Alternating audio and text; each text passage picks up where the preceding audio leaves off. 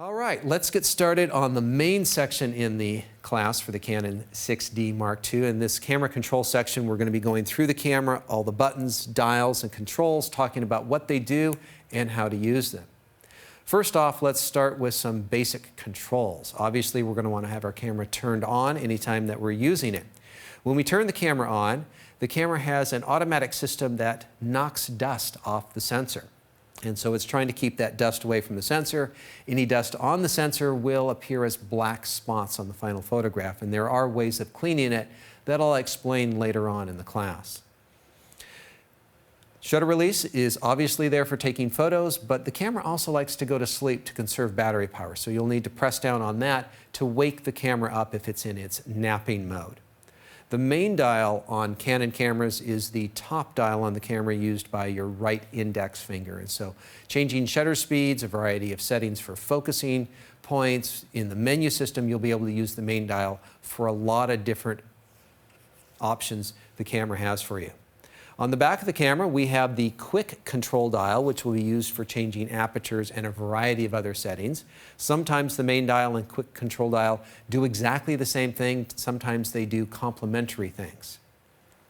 Just inside the quick control dial is the multi-controller, and this is a way for you to navigate up, down, left, and right for changing focusing points, moving through the menu system, and a few other systems as well. And so you've got to have kind of a careful placement of your finger to make sure that you're hitting this and not turning the dial.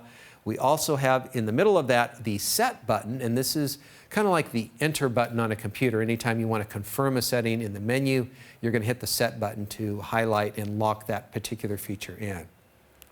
If these are not working for you, you may want to check the lock switch. Because this can sometimes get bumped easily, Canon put a lock switch on the camera, and so if you hit that with your nose because you are left-eyed and that's where your nose is when you hold it up to your face, you can lock that off so that you don't hit those dials and those buttons in there. And so normally I keep that in the lower position so it's unlocked so I have access to it, as you will probably want to have at least during the portions of this class. We're going to start on the top deck of the camera here, and obviously we want to talk about the shutter release. We're going to take photos here, but when we press halfway down, it starts the metering system, it starts the autofocus system, it's going to wake the camera up if it was sleeping at all, and if you were in the menu system and you were doing something else in one of the menus, pressing halfway down on the shutter release instantly kicks you back into the shooting mode. And so anytime you need to escape where you are just so that you can take a photo, just press halfway down on the shutter release and that'll immediately kick you out of there. Press all the way down to go ahead and take a photo, so be aware that it's a two-stage device. Now when you do press down halfway, it does cause the camera to autofocus.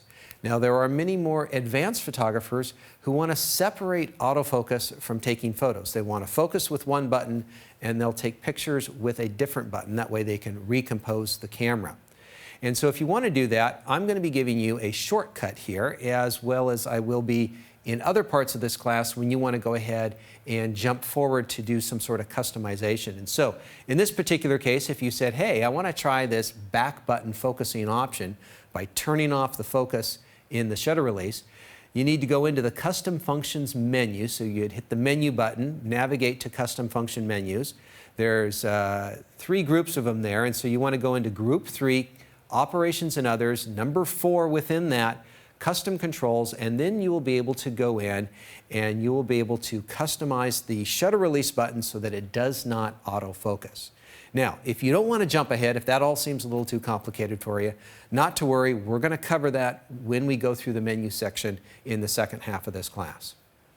So anytime you see one of those boxes, just be aware that if you want to stop the video and jump ahead and make that change in your camera, you can do it right then, or we will eventually get to it when we go through the menu system in the second half.